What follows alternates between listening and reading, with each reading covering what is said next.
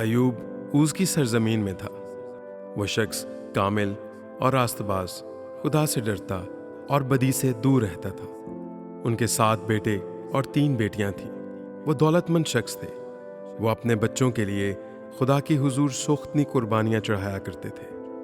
इन सब में इब्लीस उनके खिलाफ था और उनकी खुशहाली के साथ साथ खुदा से उनके ताल्लुक को बर्दाश्त ना कर पा रहा था। और इब्लीस ने खुदा से कहा कि अगर अयूब को तकलीफ दी जाए तो वो खुदा की तकफीर करेगा।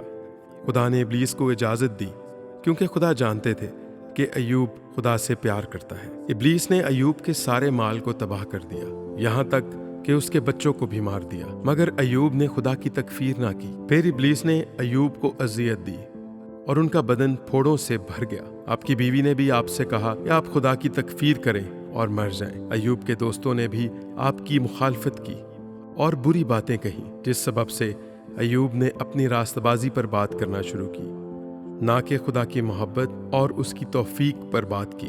मगर फिर भी अयूब ने खुदा की तकफीर ना की और खुदा ने अयूब से कलाम किया और उसके दोस्तों को डांटा और अयूब को तरबियत की कि वो खुदा से झगड़ा या बहस ना करे। लेकिन इसके साथ ये भी कहा कि अयूब ने खुदा के हक में वो बात कही जो उसके दोस्तों ने ना कही थी, और खुदा उनके दोस्तों से नाराज हुआ। मगर अयूब से कहा कि वो उनके लिए दुआ करे तो खुदा उनको सजा नहीं देगा। खुदा ने अयूब को कबूल फरमाया और उन्हें फिर से बहाल किया और दौलत भी बख्शी, और फिर उन्हें 7 बेटे और 3 बेटियां दी। उनके लिए कहा जाता है कि ऐसी औरतें सारी सरजमीन में कहीं ना थीं। खुदा ने उसके बाद अयूब को 140 वर्ष तक जीता रखा और आपने अपने पोते 4थी पुश्त तक देखे।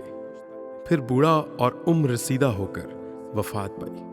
नए अहदनामा में याकूब के ख़त उसके 5वें बाब की 11वीं आयत में हमें अयूब के सब्र की तारीफ मिलती है, जिसमें अयूब का जिक्र किया गया है और ये कहा गया है कि अयूब के सब्र का हाल तो तुमने सुना ही है, और खुदावंद की तरफ से जो उसका अंजाम हुआ उसे भी मालूम कर लिया है। बाइबल मुकद्दस में दर्ज ये वाक़या इस बात का सबूत है कि हमारा दुश्मन इब्लीस हमें तबाह व बर्बाद करना चाहता है। वो हर वक्त इसी कोशिश में रहता है कि हम इस जगह पहुंच जाएं जहां हमारी ज़ुबान से खुदा के खिलाफ बातें हों, क्योंकि जब हम खुदा के खिलाफ बोलते हैं तो इससे इब्लीस खुश होता है। हालांकि इंसान की क्या हैसियत कि वो खुदा से झगड़ा करे। जब हमारी ज़िंदगी में बुरे हालात आते हैं तो इसका हरगिज़ मतलब नहीं कि हमने कोई गुनाह किया है, बल्कि इसकी एक वजह यह भी हो सकती है कि हम गुनाह करें और खुदा के खिलाफ बोलना शुरू करें, क्योंकि खुदा के खिलाफ बोलना और बुरे हालात में उसकी कुदरत और फजल को भूलकर अपनी रास्तबाजी और किरदार पर भरोसा करना ये भी गुनाह है। ये समझना कि मैं इन हालात के लायक नहीं, बल्कि मेरे लिए हमेशा सब कुछ भला और अच्छा ही होना चाहिए, ये सोच बिल्कुल गलत है और खुदा के कलाम के खिलाफ है। आपके दोस्त, करीबी लोग कभी आपको समझ नहीं पाएंगे या आपको शर्मिंदा करेंगे, तो भी आपको खुदा के फजल और उसकी मोहब्बत पर भरोसा करना है और उसके साए में खुद को रखना है। खुदा से मदद मांगनी है, ना कि उसके बारे में बुरी बातें करनी है। और मैं ये भी आपको कहना चाहता हूँ कि खुदा अपने वक्त पर आपको सरफराज करेगा। हमें गौर करने की ज़रूरत है, चाहे हमारे हालात अच्छे हैं या बुरे। बहुत से लोग अच्छे हालात होने का मतलब समझते हैं कि वो पाकीज़गी की ज़िंदगी बसर कर रहे हैं या खुदा के मुताबिक ज़िंदगी बसर कर रहे हैं, और बहुत से ऐसे लोग हैं जिनके हालात ख़राब हैं, दुख में हैं, तकलीफ़ में हैं, अज़ियत बर्दाश्त कर रहे हैं, या उनके इर्द गिर्द के लोग ऐसा समझते हैं कि गुनाह की वजह से या किसी नाफरमानी के सबब से इन पर ये हालात आए हैं। आपको परेशान होने की ज़रूरत नहीं है। ऐसा सोचना और गौर करना कि मेरे हालात किस वजह से ख़राब हैं या अच्छे हैं, ये गलत नहीं, मगर इन दोनों हालतों में खुदा के फजल को भूल जाना और खुदा की मोहब्बत को ठुकरा देना या उसकी हकारत करना, ये रवा नहीं।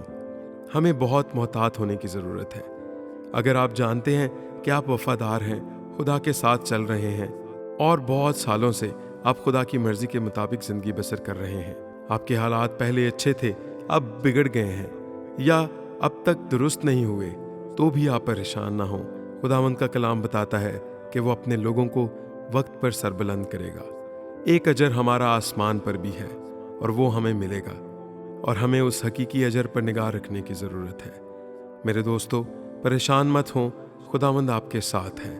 اس کے مطابق اور اس کے کلام کے مطابق زندگی بسر کریں، خدا کبھی آپ سے دور نہیں ہوگا۔ جیسا اجر خدا نے ایوب کو دیا اور اس کی ساری مصیبت کے بعد خدا نے اسے پھر سے بحال کیا، ایسے ہی خدا آپ پر بھی نظر کرنے کو ہے، اور اب سے خدا آپ کے حالات بھی درست کرنا چاہتا ہے۔ خداوند آپ کو برکت دے، آمین۔